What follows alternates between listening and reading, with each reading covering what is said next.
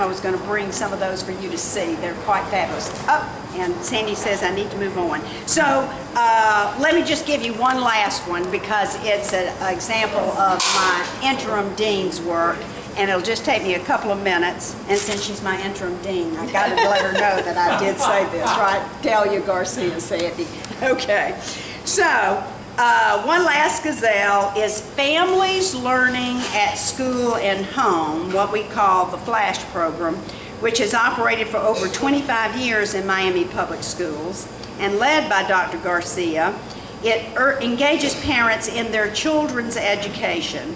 FLASH trains language minority parents and their children in literacy skills and school involvement. It is an intergenerational approach to education and culturally relevant content. And it served over 1,600 families in Miami.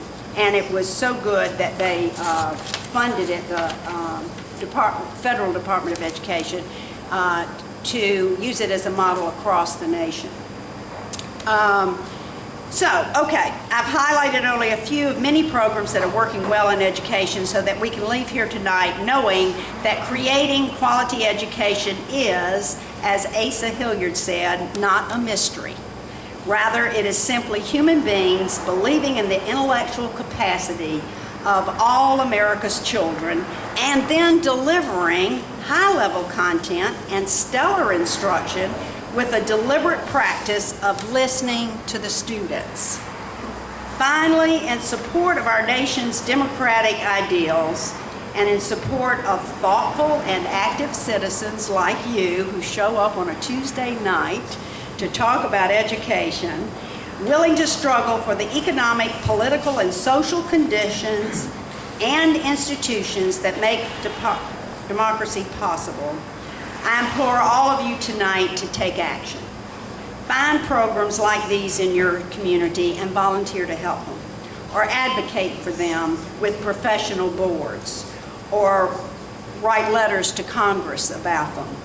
Demand quality education for your children and for all of the nation's children. So I'm going to leave us with some words from another mentor of mine, Dr. Lisa Delpit, who also was a MacArthur Genius Fellow, an eminent scholar at FIU, and a nationally known urban education guru.